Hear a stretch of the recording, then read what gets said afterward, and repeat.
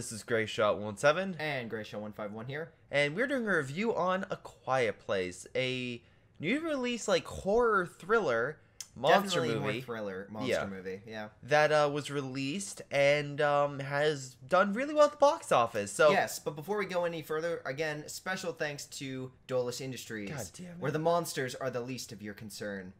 In any case, to A Quiet Place. Essentially, this is very much a... Well, it's a very quiet movie because the talking is minimal. Because in this movie's near future universe, near future, these basically blind if you've seen the movie Cloverfield, shrink down Clover, add some armor plating, and then maybe for effect add the remember the Gorgon or whatever is I would actually say the heat-seeking of Tremors with the smaller things, how it popped up on its head. Think of that all over its body, except armor plate instead of a meshy, fleshy. I would actually consider it more like the monster from the Stranger Things, how its face pulls apart. But that being said, it opened its mouth. It wasn't. This thing opened its head essentially. So it was kind of like a little bit of the Shrieker, a little bit of that, because just how many things were pulled back. Yeah. But yeah, no, these creatures essentially wipe out a good chunk of people. Yeah, there's posters everywhere. There's missing posters. There's within 90 days of the incident, there's an abandoned town, and it seems like it's been like that for at least a month, I would probably say. Which it makes, again, the first flaw, just starting right off this movie, is it's absolutely horrible when it comes to setting up this universe, this world. You get enough. I say it was a major problem. For me, they give enough through. Again, they don't tell you. They're like, "Hey, son, remember what happened?" And then, of course, they do it with sign language. No, they essentially describe it via newspaper clippings, stuff in the background, etc., of what's going on. That being said, just to highlight something, even though they do that. I agree. I wish they would have went a little bit deeper into the mythology and backstory of these creatures. But the creatures themselves are super sensitive in hearing. They're blind. They have thick armor that literally can take a bullet. At least it can. There are pictures showing military officials fighting these things, and it said they have armor. They're hard to kill. Yeah. This thing is you can understand why this thing is a menace. Why it's extremely hard to kill. This thing would tear apart a bear easily. Yeah. It has claws. It's super armored. It's thick hide and going with the design and whatnot. It's it's a design that I can understand for this movie about how these creatures come down and whatnot. Yada yada. The problem is you don't believe the monster actually is a creature. And every time the creature was on screen or did something, I was immediately thrown out because I didn't believe for a second this thing was actually there. Or not the fact that the CGI was bad. The CGI is good. Yeah. It's the fact that these monsters don't act like animals. They just act like, oh, sound, attack, and they're okay, I'm gonna have to wait to my next cue for this movie. And let me just say this. This movie is engaging, it's thrilling, the sound design is good. Wait, stop. The one thing I will say about this film before you keep going on your tangent is the fact that literally it had the best effect on the audience I've seen. One of the best reactions in a film, because every single person was silent. If there was someone who coughed, if someone who made a sound, they instantly stopped because they were so engrossed with the film. And very, very few films, probably I can count with one hand, actually have that kind of impact on their audience, where they have the audience do something or react to it. Usually people are just passively watching it, while this audience was actively. And I will give credit to this film for allowing the audience to even get close to that level of interaction. Because many films you're just like, oh, this is fun. Like Tomb Raider, it's just there. In this film, you're actively, you feel like you're there. And it's very few films actually portray that. Yeah. And again, the movie doesn't have... When everyone left the theater, everyone was silent. There was no claps, no nothing. Everyone was silent. And that's something I'm like, bravo. Yeah. So again, I make note that it has a very good effect on people in that regard. And it's thrilling. The sound design is captivating. It's very minimal, but when there is music, it's used to its maximum effect. And the ending I could say I had a problem with. But yeah, it feels like there should be another 10 minutes, but they end it. And I'm not saying you couldn't. It's not a bad ending where it is. It just feels like we don't have the budget to actually do this last action sequence. So we're gonna do a nice clean cut, which is fine, but it feels like it could have stretched for another 10, especially because this film's not long. It's only like, was it like 90 minutes? Yeah, it's not long at all. Hold on, let me pull up the time. It's not that. Yeah, it's 95 minutes running time, including credits and everything. So it's not that long. Yeah, this again. It's not long, and every moment they use is pretty much well worth it. But there are some moments, again, where people don't do things or don't hear things or don't act like things, and it kind of goes against... and again, people say, oh, that's with most horror movies. Well, in most horror movies, when you're engaged... Like, the moment I walked out of this movie, I compared it to Tremors. Yeah. And I understand they are two completely different movies. One that's a comedy. Is a camp movie. Yeah. And a comedy. And one is dark horror, but my explanation is different. My reasoning is hold on. My reasoning is even though these are different films, one understands what it is, the other one doesn't. One's trying to engross you with half, and the other half just can't bring. Okay. Here's a question. Yes. If you remove the monsters. No. The history of the monster, where they come from, because you see in clippings like the military fighting them and stuff like that. Yes. And cities on lockdown and trying to combat it, etc. And even people trying to do investigations on them. If you remove your goddamn stupid, like, if you take that out, what else is bad about this film? If there's anything. Every time it's on screen. It's not, like, for me... You had a problem with the monster. That's, okay. What I'm saying is the acting bad? Is the score bad? No. Is the editing bad? Is the pacing bad? Is anything else bad? No, but that doesn't help. Like, you could go to a comedy, and every actor pulls his weight, and every person throws. But is the script good? Is the effects good? Is everything else? If the set design was great and the music was great, if the jokes don't land, is that a good comedy? Well, you're saying the jokes. I'm asking. No. You're saying the jokes land. You're just saying. No, wait, stop. You're saying the jokes land, but the context behind the joke is not there. So that's why they don't. It's not as effective as it could be. No, because the creatures are effective. If the creatures are the joke, then the explanation or the context behind the joke isn't fully grasped. No. So it's like it's just like a Japanese anime show where they have a joke and I don't get the context of it because I'm not from that culture. But it still can be funny. It's just not as effective because you're missing something, and that's your problem. You're missing this more information about the creature, and that's what's dragging you down. I couldn't care less about this universe, to be quite honest. My main complaint is the fact that every time the monster did something, it was because of plot. It wasn't because of this thing actually had a motive. That's why the monster, its actions, its design, every time it did something, it left me out of the movie. Yeah. And that, if you have... Again, this is why I make note. It's a comedy that the jokes never land. The actors give it their all. The drama's great. It'd be like if Red vs. Blue, in regards to all the dramatic moments, failed on every single joke it had. Maybe. And at the heart, half of it is dramedy. It's a dramedy. Half it's drama, half it's comedy. If it fails on half, then you don't let the other half... Like, the other half is still great. You don't believe the context of the creature, so you don't understand how it's a threat. No, I don't like the monsters, the action set pieces with the monsters, how the people interact with the monsters, the people in regards to how they react with situations the monsters create. Therefore, if I were to give a review of this, I would give it a 6. It is slightly better than average. Wow. But for me, I honestly was like, okay, this is really nothing too special. This is great actors. They do great with what they have. The set design's great. The acting's great.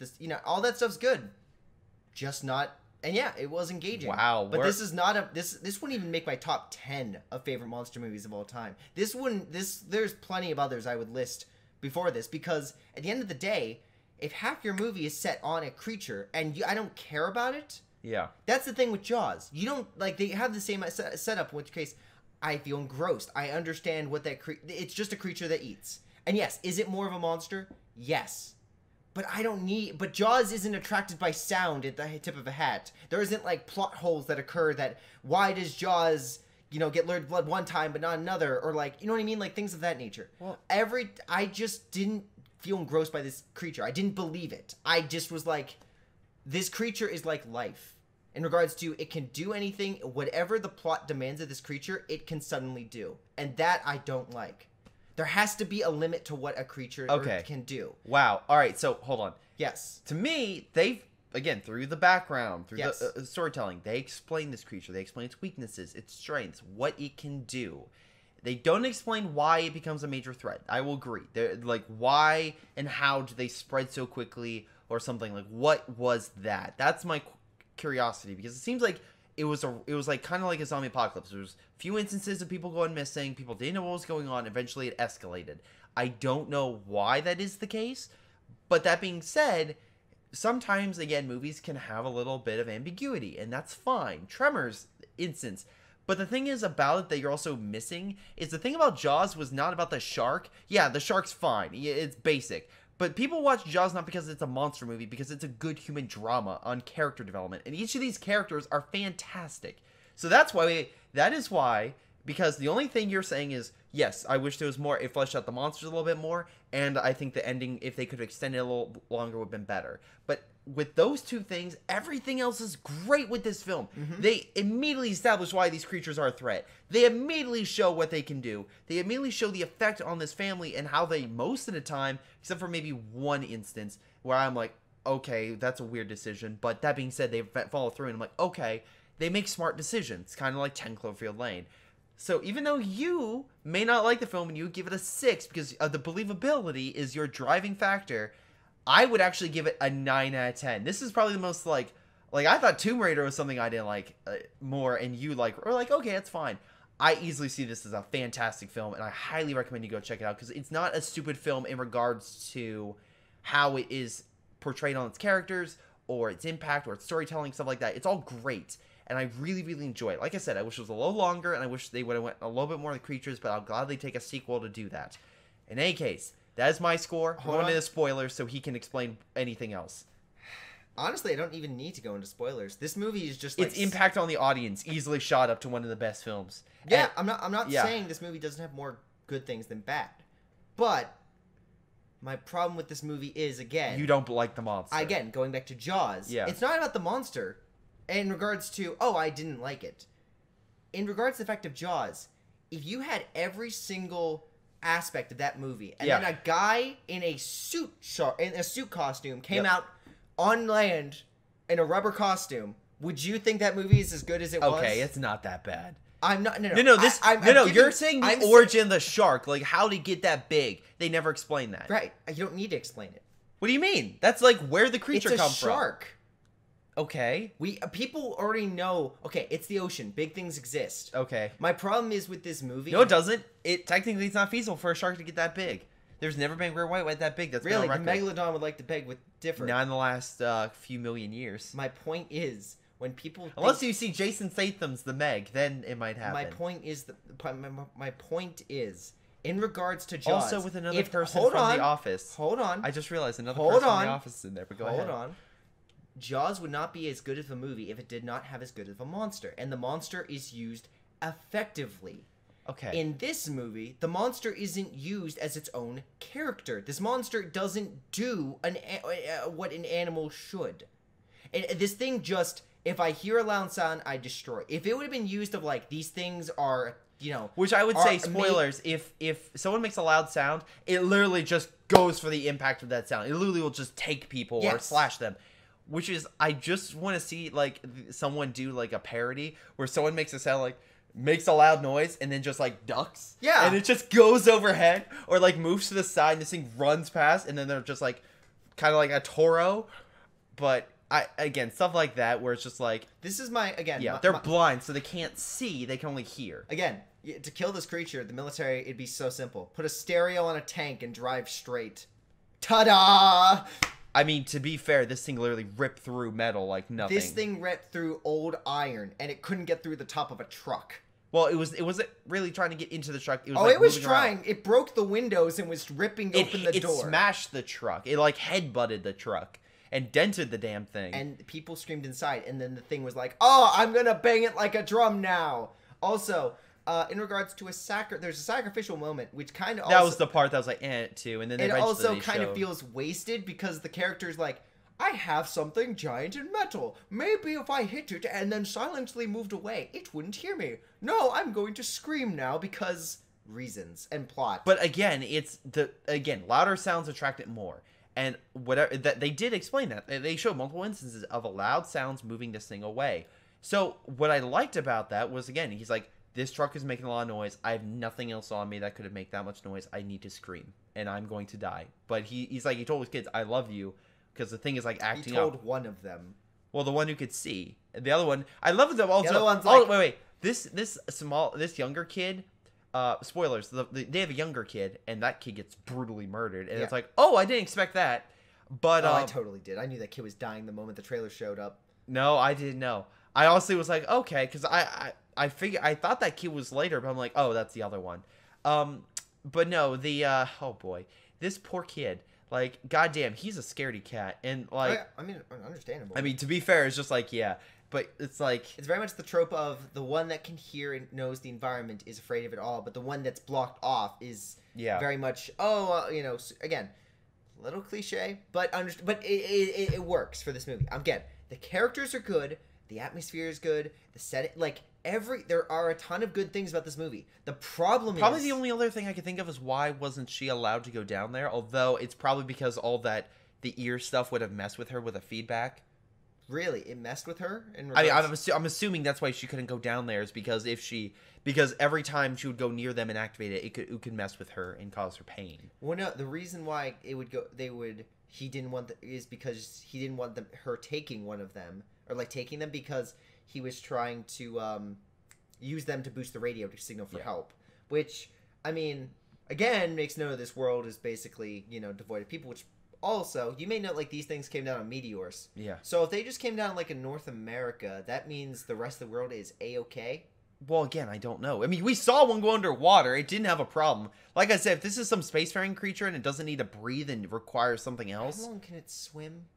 I mean, to be fair, I was underwater for like a couple minutes. It was, or like at least a minute. So it was just like hanging out, just going through, and then it just came up. I mean, to be fair, once again, wish they went into more about it. But that being said, this film was more focused on family, more so than the creature. The creature is the secondary thing. Which is why I give this movie a positive, because the family is the main is what is but most in any case, of the movie. This review has gone for far too long. I want to thank you for watching. I hope you guys enjoyed.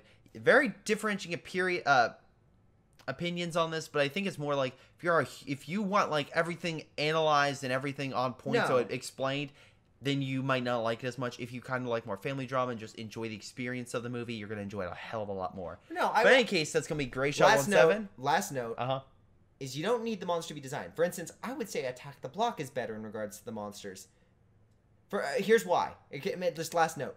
You don't need a monster that is unique or things of that nature. Well, you just need to believe that this thing is a threat and that this thing is within the laws of reality. Moving on. We'll see you guys next time. Again, this is why Life is a bad movie. It's vulnerable to anything. This movie. Life has a ton of problems. It doesn't have good characters. We'll see you next time.